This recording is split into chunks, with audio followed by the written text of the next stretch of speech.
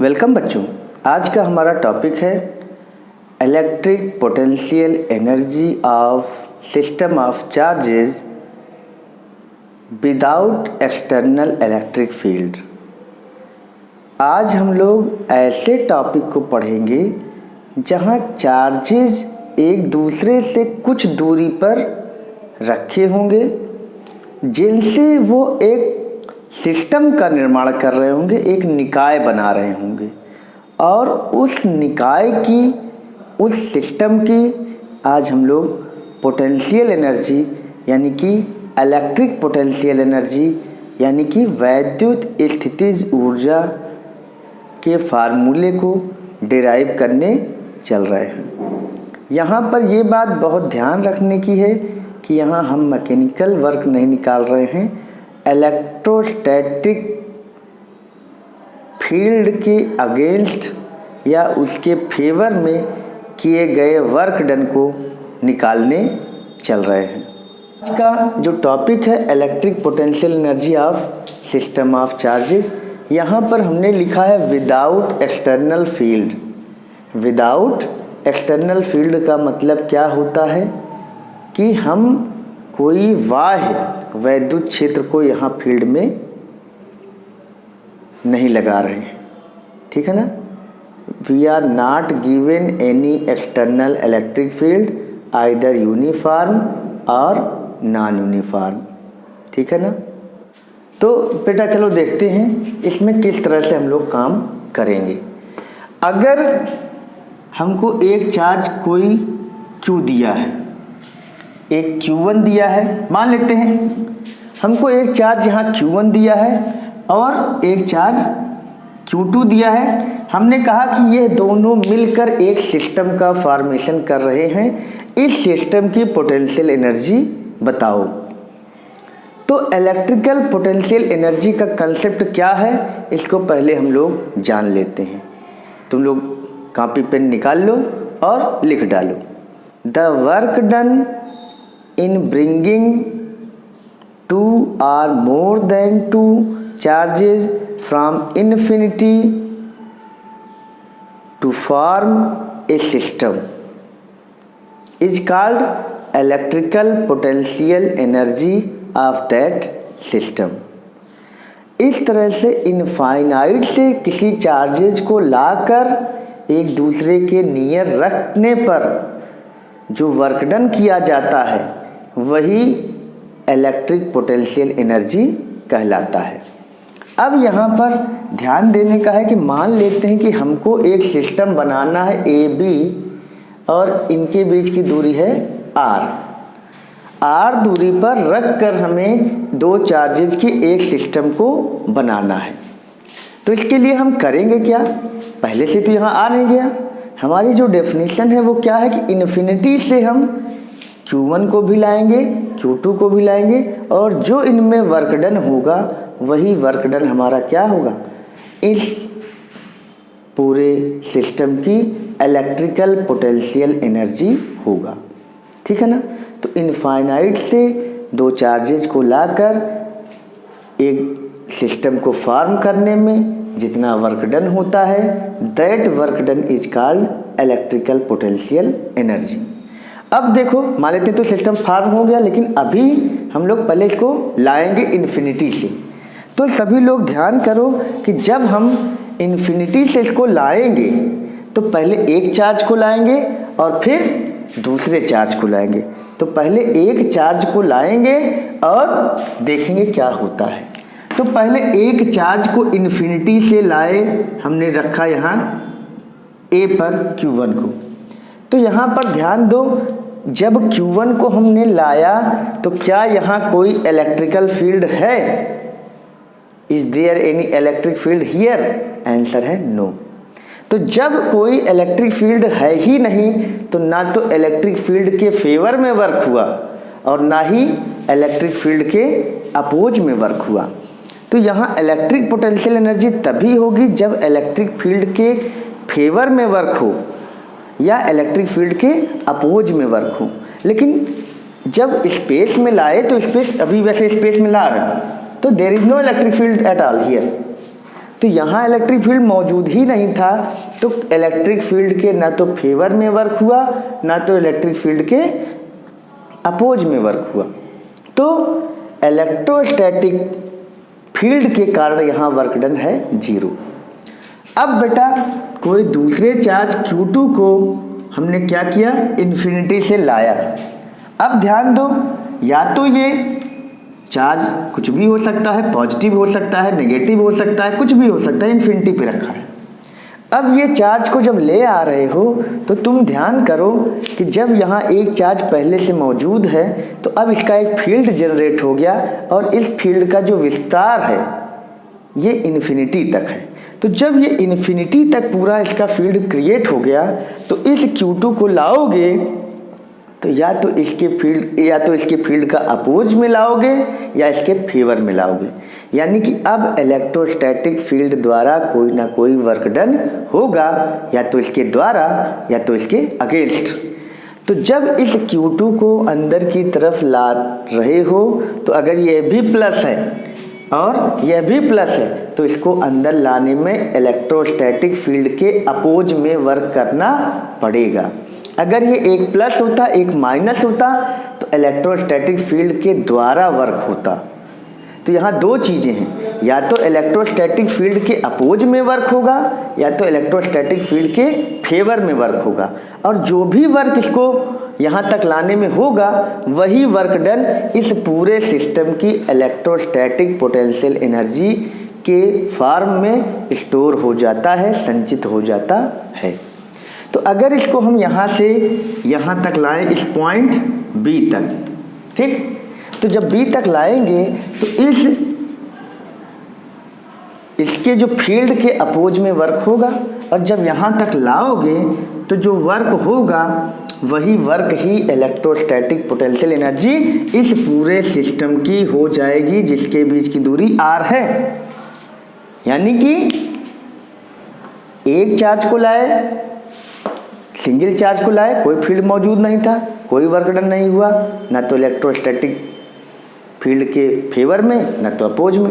लेकिन जब दूसरा चार्ज लाओगे तो एक फील्ड जनरेट हो गया है। अब जो वर्क डन यहाँ तक लाने में होगा that work done will be stored in the form of potential energy of this system of charges.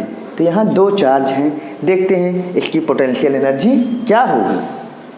तो इलेक्ट्रिक पोटेंशियल, ध्यान दो, electrical potential due to Q1 at distance R, Q1 से R दूरी पर जो इलेक्ट्रिक पोटेंशियल होगा वो क्या हो जाएगा, V equal to 1/4 pi epsilon naught into Q1 upon R। ठीक, इस पॉइंट पर पोटेंशियल है। Then from definition of electrical potential, electric potential की डेफिनेशन क्या होती है, अगर किसी चार्ज को इन्फिनिटी से यहाँ तक लाओ तो इलेक्ट्रिक पोटेंशियल क्या होता है, उस पॉइंट पर इलेक्ट्रिक पोटेंशियल किए गए वर्क डन और चार्ज के रेशियो के रूप में होता है। अगर किसी चार्ज को इन्फिनिटी से किसी पॉइंट तक लाओ तो उस पॉइंट का जो पोटेंशियल होता है वो किए गए वर्क डन और उस चार्ज के रेशियो के रूप में डिफाइन किया जाता है। तो V इक्वल टू इस पॉइंट पर जो पोटेंशियल है इसके कारण क्या होगा, W/Q। इस चार्ज के कारण R दूरी पर पोटेंशियल क्या होगा, 1/4 पाई एप्सिलॉन नॉट Q1R। और इन्फिनिटी से अगर यहाँ चार्ज लाओगे तो वो भी पोटेंशियल तो वही रहेगा, पॉइंट वही है तो पोटेंशियल वही रहेगा। तो वर्क डन की जो डेफिनेशन से पोटेंशियल को हम डिफाइन करते हैं W/Q2। तो यहाँ से W क्या हो जाएगा, Q2 इंटू V, और W को Q2 इंटू V की वैल्यू रख दो 4 पाई epsilon not Q1 upon R, है ना। यही वर्क डन, ध्यान दो, ये जो वर्क डन हमने निकाल लिया यही वर्क डन हमारा इलेक्ट्रिक पोटेंशियल एनर्जी इस सिस्टम के पोटेंशियल एनर्जी के रूप में स्टोर हो जाता है। तो this work done is stored in form of electric potential energy of system of charges denoted by capital U। Therefore U equal to क्या हो जाएगा, ये W equal to 1/4πε0 Q1 Q2 upon R। इसी को हम ऐसे लिख सकते हैं K Q1 Q2/R। K क्या है यहाँ, वही 1/4πε0 को हम लोग क्या लिख देते हैं, K कह देते हैं। तो इस तरह से ये दो चार्जेज की इलेक्ट्रिक पोटेंशियल एनर्जी हो गई। लेकिन अगर ऐसे ही 3 चार्जेज हों, 4 चार्जेज हों, तब क्या होगा, इसको भी हम देखने चल रहे हैं। लेकिन इससे पहले एक और चीज़ हम लोग देखेंगे। अगर यही चार्ज हमारा माइनस होता, सभी लोग ध्यान दो, अगर यही चार्ज हमारा माइनस होता तब यहाँ से यहाँ, तब इसका जो पोटेंशियल होता वो माइनस होता। क्या होता, यहाँ पर जो पोटेंशियल डेवलप होता वो माइनस में होता, और तब यहाँ होता 1/4πε0 माइनस Q1/R, और तब यहाँ पूरी पोटेंशियल एनर्जी क्या हो जाती, नेगेटिव में आ जाती। इसी तरह से अगर ये चार्ज पॉजिटिव होता लेकिन ये Q2, ये जो Q2 चार्ज यहाँ से आ रहा है ये नेगेटिव होता, तो इलेक्ट्रोस्टैटिक फील्ड के द्वारा वर्क होता। और जब इलेक्ट्रोस्टैटिक फील्ड के द्वारा कोई वर्क डन होता है तो वह वर्क डन नेगेटिव होता है, और तब भी यहाँ हमारा इलेक्ट्रोस्टैटिक पोटेंशियल एनर्जी नेगेटिव ही आती। इस चीज़ को क्लियर कर लो। अब इस चीज़ को याद रखने का क्या तरीका है, इसको याद रखने का एक सिंपल तरीका है कि अगर दो चार्जेज, अब ये नोट करने वाली पॉइंट है, अगर ये दो चार्जेज हैं, ये Q1 है Q2 है, अगर दोनों प्लस हैं तो पोटेंशियल एनर्जी पॉजिटिव होगी, एक प्लस है एक माइनस है तो पोटेंशियल एनर्जी नेगेटिव, एक माइनस है एक प्लस है पोटेंशियल एनर्जी नेगेटिव, दोनों माइनस हैं तो पोटेंशियल एनर्जी पॉजिटिव। यानी कि एक कॉमन रूल तुम निकाल लो। क्या वो कॉमन रूल ये है कि इस फार्मूले में चार्जेज को हम चिन्ह सहित रखेंगे, साइन कन्वेंशन के साथ रखेंगे, ठीक है ना। तो इस फार्मूले में Q1 और Q2 अगर दोनों पॉजिटिव होंगे तो पॉजिटिव एनर्जी आ रही है, दोनों नेगेटिव हैं तो नेगेटिव आ रही है, दोनों एक नेगेटिव है एक पॉजिटिव है, नेगेटिव आ रही है, पॉजिटिव नेगेटिव है तो नेगेटिव आ रही है। यहाँ कंसेप्ट क्या है कि जब दोनों चार्ज पॉजिटिव रहेंगे तो एक दूसरे के अपोज में वर्क करना पड़ेगा। इलेक्ट्रिक फील्ड के अपोज में जब भी वर्क होता है तब ये वर्क डन पॉजिटिव आता है। यहाँ भी इसके फील्ड के अपोज में इसको लाना पड़ेगा। तो जब इलेक्ट्रोस्टैटिक फील्ड के अपोज में एक्सटर्नल फोर्स द्वारा वर्क करना होता है तब इलेक्ट्रिक पोटेंशियल एनर्जी पॉजिटिव आती है। अब इसको याद करने का तरीका क्या है कि अगर दोनों चार्जेज को साइन कन्वेंशन के साथ रखो, दोनों माइनस हैं तो माइनस माइनस का प्रोडक्ट प्लस हो जाएगा, दोनों प्लस हैं तब भी प्लस रहेगा, एक प्लस है एक माइनस है ऑटोमेटिक नेगेटिव आ जाएगा। तो इस तरह से इस फार्मूले में क्या होगा, तुम लोग लिख लो in this formula charges are taken with their sign, ठीक है ना। अब हम लोग आते हैं अगर electrostatic potential energy of system of 3 charges, तो अभी हमने 2 चार्जेज के सिस्टम की पोटेंशियल एनर्जी निकाली।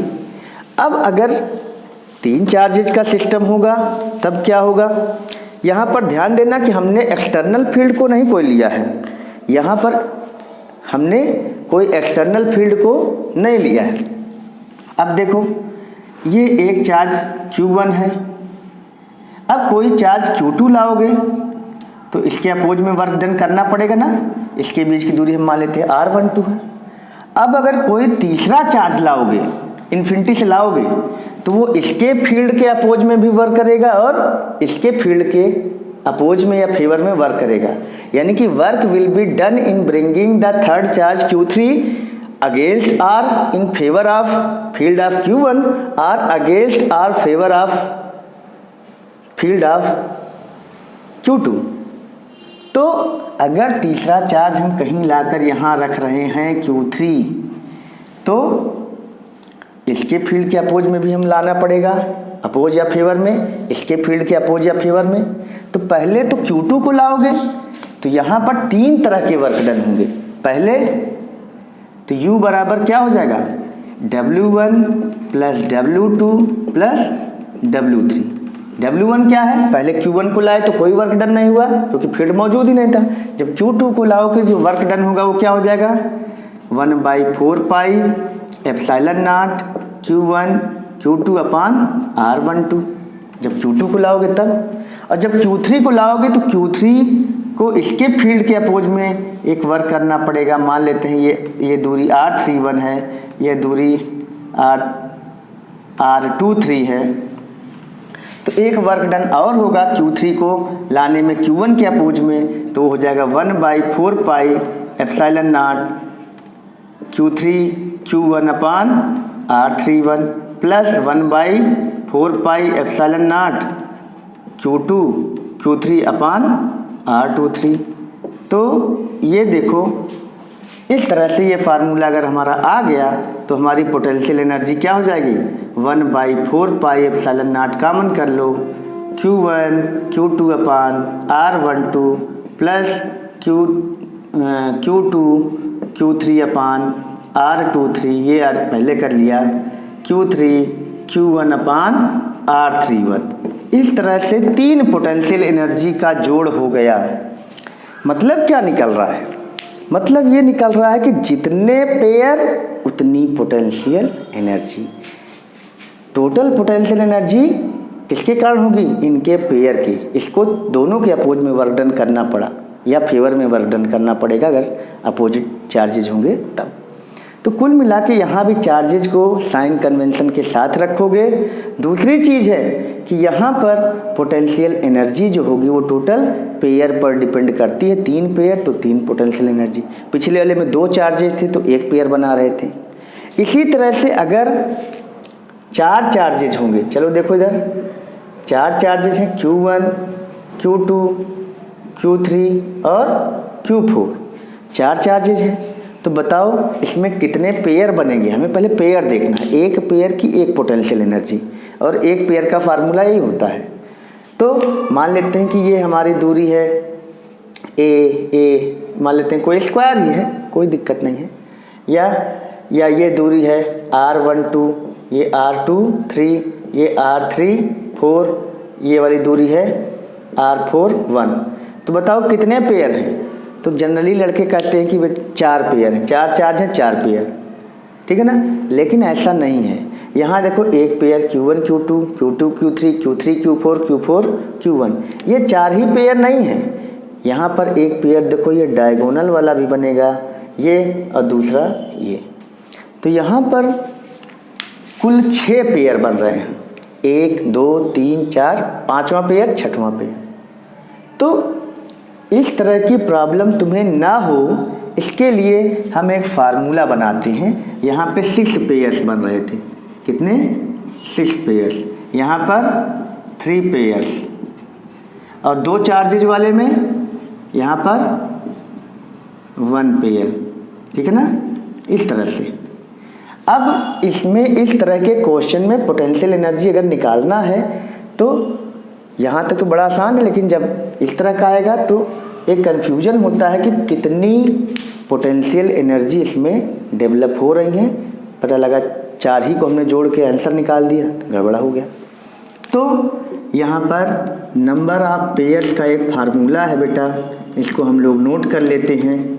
और ये होता है n-1/2, यानी कि n-1/2।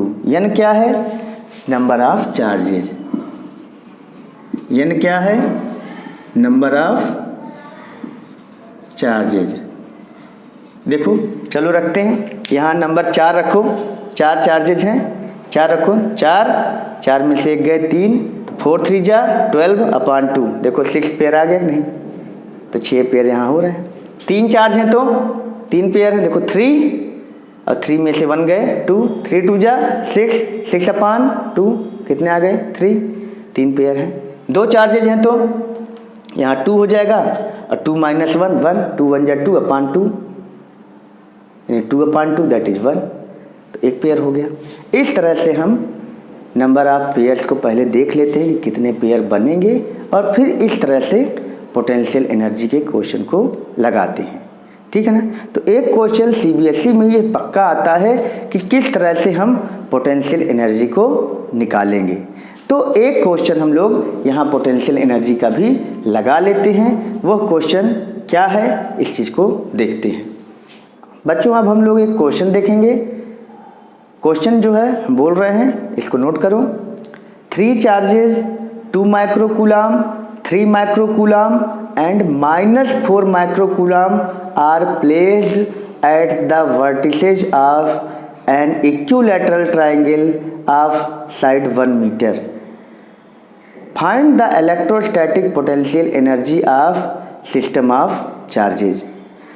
तो बच्चों हमने बना लिया, एक ट्रायंगल बनाओ और इक्विलैटरल है, 2 माइक्रोकूलम, 3 माइक्रोकूलम, 4 माइक्रोकूलम जो है वो नेगेटिव में है, -4 माइक्रोकूलम लिख लिया हमने, साइड 1 मीटर है और इसको Q1 मान लो, इसको Q2 मान लो, इसको Q3 मान लो।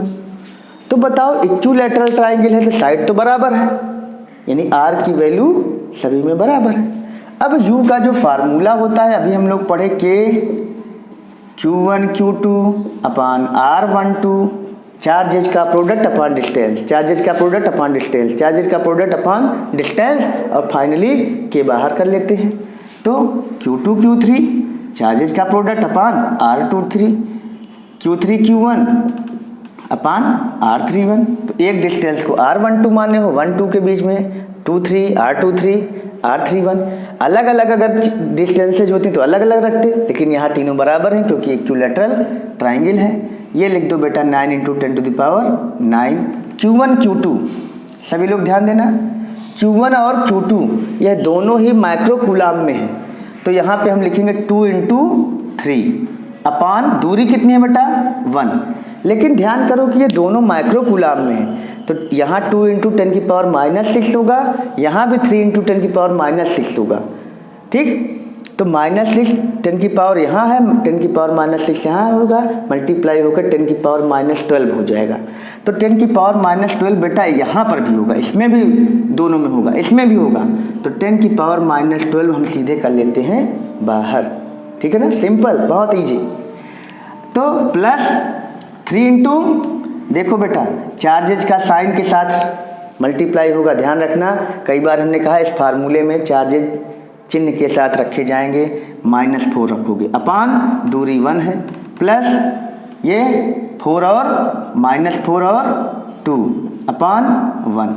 ये बताओ यहाँ का माइक्रोकूलम का कूलम में बदलें, कहाँ गया वो, तो कहीं गया नहीं। यहाँ भी माइक्रोकूलम था, 10 की पावर -6, 10 की पावर -6, 10 की पावर -12 यहाँ भी आया, यहाँ भी आया, यहाँ भी आया, सब में से कॉमन करके बाहर कर दिया, नहीं तो बार बार लिखना पड़ता, झंझट होता। तो झंझट से बचना है, आराम से करना है क्वेश्चन को। तो U = क्या हो जाएगा बेटा 9 × 10⁻3, 10 की पावर -12 है, 10 की पावर 9 है, -12 + 9 -3, यहाँ बचेगा बेटा 6, यहाँ हो जाएगा 4 3 जा 12, माइनस में हो जाएगा, और यहाँ हो जाएगा -8।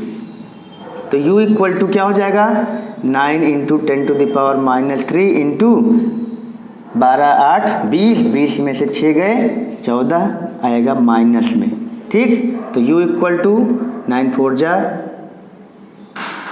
36, 9 1 9 3 12 इंटू 10⁻³ नेगेटिव में, तो U = -0.126 जूल। यह इलेक्ट्रोस्टैटिक पोटेंशियल एनर्जी हमारी आ गई, और यह इलेक्ट्रोस्टैटिक पोटेंशियल एनर्जी कैसी आ रही है? नेगेटिव। जब भी इलेक्ट्रोस्टैटिक पोटेंशियल एनर्जी नेगेटिव आए तब जान लो कि इस पूरे सिस्टम को फॉर्म करने में जो वर्क डन हो रहा है वो इलेक्ट्रोस्टैटिक फील्ड द्वारा हो रहा है, ठीक है ना। Therefore net work done, therefore net work done, net work is done by electric field. Net work done जब इलेक्ट्रिक फील्ड के द्वारा होता है तभी ये वर्क डन यानी कि पोटेंशियल एनर्जी नेगेटिव होती है। तो इस तरह से हम लोग चार चार्ज के स्क्वायर का भी एक क्वेश्चन लगाएंगे, ट्रायंगल का लगाएंगे, और इस तरह से चाहे जितने भी पेयर हों पहले हम नंबर ऑफ पेयर निकालेंगे, फिर एक एक पेयर की एनर्जी को निकाल कर जोड़ लेंगे। इस तरह से हम लोग इलेक्ट्रोस्टैटिक पोटेंशियल एनर्जी को कैलकुलेट कर सकते हैं। आज के लिए बच्चों इतना ही, और चैनल अगर लाइक करोगे, शेयर करोगे तो मेरा हौसला बढ़ेगा। तो ध्यान करो कि लाइक भी करो, शेयर भी करो, और लोगों को बताओ जिनको इनकी ज़रूरत है उनके पास इसको आप भेजें। Thank you very much.